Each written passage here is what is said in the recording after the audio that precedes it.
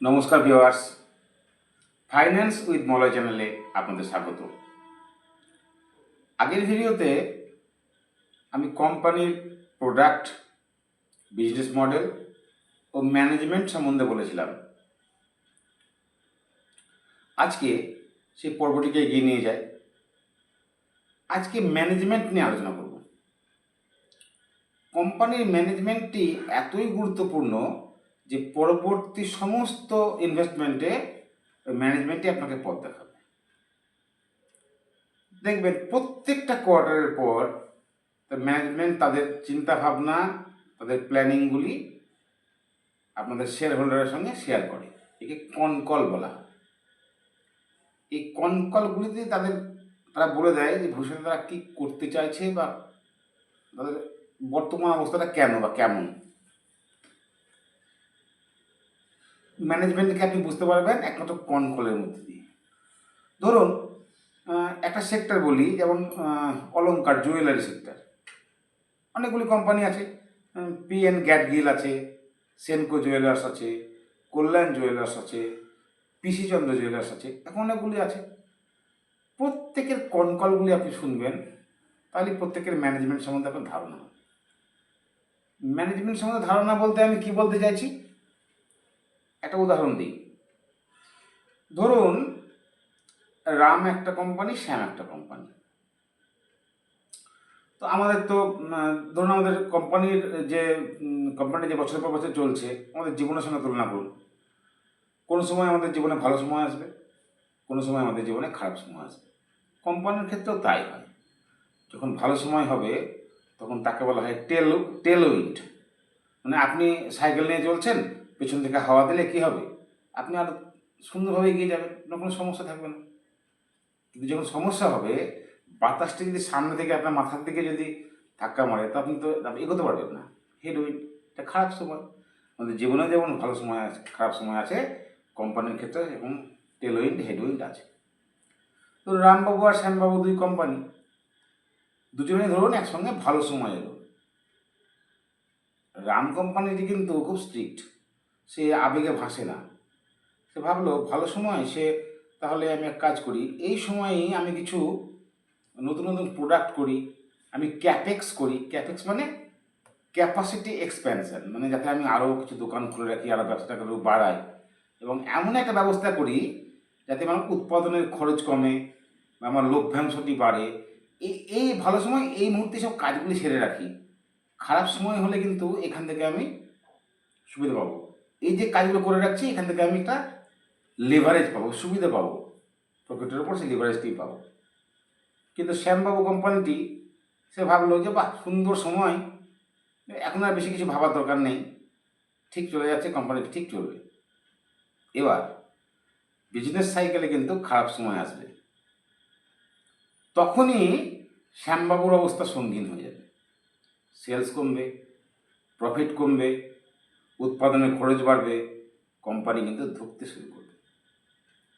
কিন্তু বাবু কোম্পানিটি কিন্তু আগে থেকেই সব ব্যবস্থা করে রেখেছিল।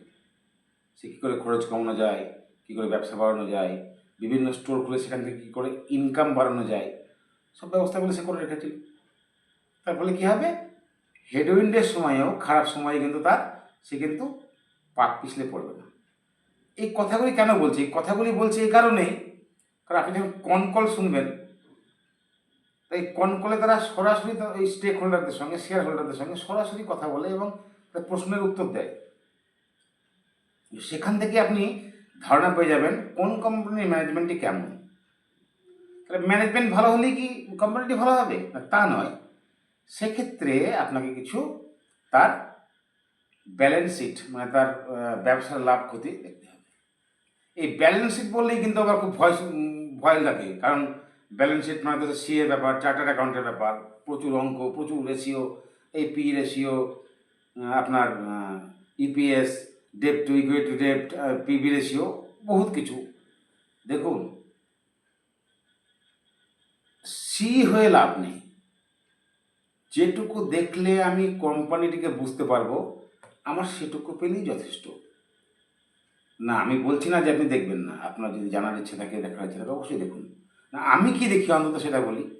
যে আমি কিছু কিছু জিনিস দেখি যেগুলো কোম্পানিকে দেখুন আসলে কি, ব্যালেন্স শিটটি কিন্তু হয়ে যাওয়া মানে কোম্পানিটি কী কাজ করেছে, তার কি লাভ ক্ষতি হয়ে গেছে, সে কী কাজ করেছিল তারই প্রতিফলন। কোম্পানিটি আগে কি করবে তা কিন্তু আপনি ব্যালেন্স শিট থেকে বুঝতে পারবেন না। তার তখন ব্যবসা হয়নি, সে আগে থেকে কী হিসাব দেবে। কিন্তু ওই ম্যানেজমেন্ট যদি বুঝতে পারেন, তার কনকলগুলি যদি আপনি প্রত্যেকটা কোম্পানির কনকলগুলি যদি ভালো করে শুনতে পারেন, ভালো করে বোঝার চেষ্টা করেন, আর তার সঙ্গে যদি সে পুরনো কনকলে কী বলেছিল, সে রেজাল্টে সেটা ঠিক করেছিল কি না, সে যে গাইডেন্স দিয়েছিল সেই গাইডেন্সটা ফুলফিল করেছিল কি না, তার সেলস গ্রোথ কী, তার কোম্পানির প্রসপেক্টাস কী, আপনি কিন্তু বুঝতে পারবেন। কনকলগুলি আপনাকে শুনতে হবে।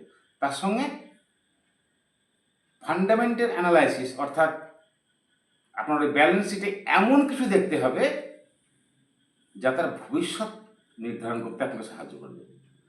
যদি আপনি কনফিডেন্ট হন প্রোডাক্ট, বিজনেস মডেল এবং এবং ওই ম্যানেজমেন্টের কনকলে ম্যানেজমেন্টের মধ্যে আপনি কনফিডেন্ট হন, আর বেশ কিছু জিনিস যেগুলো আপনাদেরকে আমি পরে থেকে বলবো, ব্যালেন্স শিটে সেই জিনিসগুলি আপনাকে যদি ফেভার করে, আপনি নিশ্চিন্তে টাকা লাগান, আমি গ্যারেন্টি দিচ্ছি আপনার টাকা ডুববে না। মানে আমি এভাবে করি, আমি মহাপণ্ডিত নই। আমি কিভাবে করি, কিভাবে ব্যালেন্স শিট চেক করি, কীভাবে ম্যানেজমেন্টকে দেখি, পরবর্তীতে আমি যখন কোনো কোম্পানির অ্যানালাইসিস করবো আপনাদের সামনে, সেগুলো অবশ্যই করবো, প্রায় প্রতিদিনই আসবে যেগুলি। তার আগে আপনাদেরকে আমি ব্যালেন্স শিটের কী কী জিনিস দেখতে হবে, কীভাবে দেখতে হবে, ওই সি এর ক্যাচকেচিনিটা আপাতত বাদ দিয়ে কতটুকু দেখলে আমাদের হবে, সেটা আমি আগামী পর্ব থেকে আমার ফান্ডামেন্টাল অ্যানালাইসিস সিরিজ শুরু করব। এক্ষেত্রে বলে রাখি, আমি ইউটিউবে নতুন কুশীলব, কিন্তু এই কয়েকদিনের মধ্যে আপনারা আমাকে যে ভালোবাসা দিয়েছেন তাতে আমি আপ্লুত। আপনাদের প্রতিটা সাবস্ক্রিপশান, প্রতিটা লাইক, প্রতিটা কমেন্ট আমাকে নতুন করে উদ্বুদ্ধ করছে এই এই এই ইউটিউবে থাকার। তাই দয়া করে এই ভালোবাসাটা সঙ্গে রাখবেন, দয়া করে লাইক করবেন, আরও বেশি সাবস্ক্রাইব করবেন ও শেয়ার করবেন, এবং নোটিফিকেশন বেলটিকে ক্লিক করতে ভুলবেন না, যাতে আমার ভিডিওটি নোটিফিকেশান সকলের আগে আপনার পেজে পৌঁছে যায়। ধন্যবাদ, নমস্কার।